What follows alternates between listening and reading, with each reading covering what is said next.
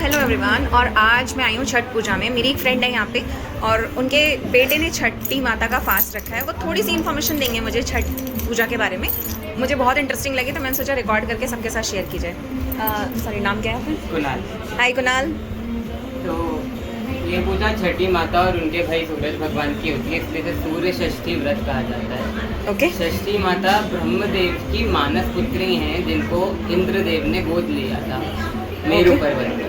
ठीक है। तो जब भगवान कार्तिकेय ने देवताओं का सेनापति बनकर असुरों को विजय प्राप्त करी, तब इंद्रदेव ने भगवान कार्तिकेय और देवी षष्ठी यानी देवसेना इनकी शादी करवाई थी। तो उस हिसाब से वो भगवान कार्तिकेय की पत्नी है। अच्छा। और सूर्य देव की बहन है। अच्छा। छठ के व्रत की शुरुआत जो इतिहास में शुरू होती है वो होती है सीता माता से। अच्छा। बिहार के मुंगेर में सीता चरण में नहीं, मैंने यहाँ से स्टार्ट किया है। हाँ। तो माता सीता और प्रभु राम ऋषि मुद्गल के आश्रम गए थे मुंगेर में। तब ऋषि मुद्गल ने उनको कहा कि तुम सूर्य षष्ठी की उपासना करो। तो मुंगेर में सीता पद चिन्ह मंदिर जहाँ पर है, वहाँ देवी सीता ने छठ का सबसे पहले व्रत रखा था, इसीलिए बिहार में इसको बड़े उल्लास से मनाया जाता है। अच्छा, ठीक है। और छठ माता की जो कहानी है वो ये है कि स्वयंभू मनु के जो पुत्र थे राजा प्रियव्रत, उनकी शादी हुई थी रानी मालिनी के साथ, परंतु उनका कोई पुत्र नहीं था। तो उसके लिए ऋषि कश्यप के पास वे जब गए तो उन्होंने उन्हें कहा कि तुम पुत्रेष्टि यज्ञ करो।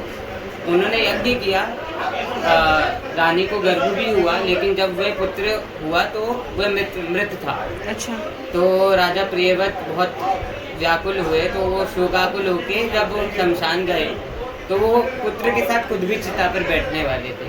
तब देवी षष्ठी अपने स्वर्णयान में आई और उन्होंने राजा को बताया कि सब मनुष्य के कर्मों का फल होता है, पर उन्होंने ये कहा कि यदि तुम सूर्य षष्ठी की पूजा करो तो मैं तुम्हारे पुत्र को जीवन दान दे सकती हूँ। तो तब देवी षष्ठी ने राजा प्रियव्रत के पुत्र सुव्रत को जीवन दान दिया और राजा प्रियव्रत ने पूरे षष्ठी व्रत को अपने पूरे राज्य में मनाया। अच्छा। ये कथा आपको, जो राजा प्रियव्रत की कथा है, इसका उल्लेख आता है ब्रह्म वैवर्त पुराण में और देवी भागवत पुराण के 9वें स्कंद में। क्या पंडित हो क्या प्रभु? और देवी देवसेना षष्ठी माता और भगवान कार्तिकेय के विवाह का वर्णन आता है महाभारत के वन पर्व के मार्कंडेय समस्या पर्व। ओके।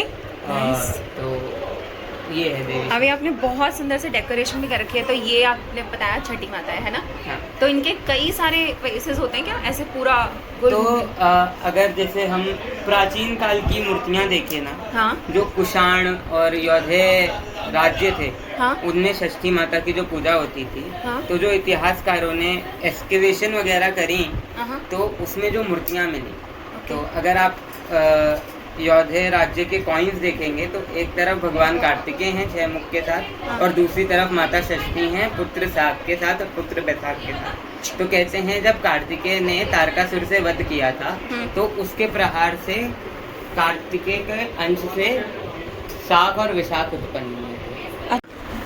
तो वो जो मुद्राएं हैं और जो प्रतिमाएं हैं उनमें माता को षणमुखी कहते हैं। अच्छा। मंत्रों में भी माता को षणमुखी, फला, पीताम्बर परिवेष्टिता यानी पीले वस्त्र धारण करने वाली, अच्छा, ऐसा उनका उल्लेख वो है।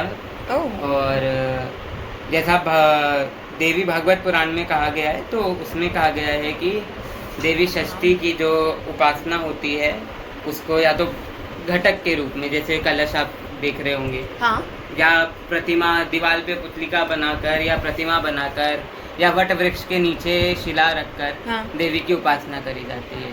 अच्छा। और मुंगेर मतलब बिहार वगैरह में तो भगवान की यज्ञ वगैरह में आपने देखा होगा कि बेदी बनाकर उनका आवाहन करते हैं। हाँ, हाँ। तो वैसे ये बेदी बनाई जाती है छठ माता की। ठीक है। और आज खरने का दिन है तो खरने के दिन माता का आवाहन किया जाता है। अच्छा। सब शुद्ध करके उनको, ये जितने हम कल सूप चढ़ाएंगे उतनी हम ये मतलब एक जो जोड़ा आपको दिख रहा है 2 रोटी छुआरे और केले का, वो मतलब एक सूप की न्योज है। तो अच्छा। जितने हमारे सूप कल हमें उठाने होंगे और उन पे अर्घ देनी होगी, उतनी न्यौज हम केले के पत्ते पे निकाल के और माता का आज आवाहन करते हैं कि बहुत माता सही। आ जाएं, और फिर कल हम उनके भाई सूर्य देव की उपासना करें। हाँ। उसके बाद घर पे आके हम कोसी पूजा करें, और ओके। परसों सुबह फिर हम सूर्य उपासना करके व्रत का पालन करें। कोसी, अब एक नया कैरेक्टर जो कोसी है वो कौन है?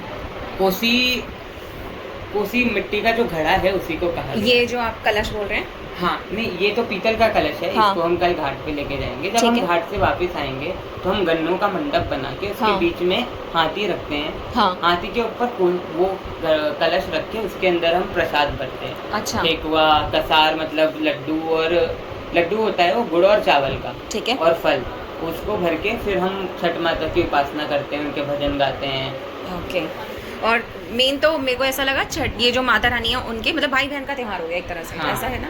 मेन पूजा तो इनकी सूर्य भगवान की और छठी माता की। माता। ठीक है। तो आप, मेरे को जितना समझ में आया अब तक, मुझे ऐसा लगता था, मैं इतना इसलिए कनेक्ट कर पाती थी क्योंकि मैं खुद नंबर 1 हूँ, तो मैं सूर्य हूँ। हाँ। तो इसलिए मुझे ऐसा लगा कि इसीलिए मैं इतना कनेक्ट कर पाती हूँ। हाँ। और सुबह शाम की, मैं कई सालों से सुबह शाम की वो जो हाँ, छठ की अर्घ होता है ना, वो अटेंड कर लेती थी हाँ। अपनी सोसाइटी में। बट ठीक है, ये बहुत अच्छा है, आज अच्छे से नॉलेज मिल गई। ठीक है, मैं कल भी आती हूँ रिकॉर्डिंग करने। Thank you Kunal.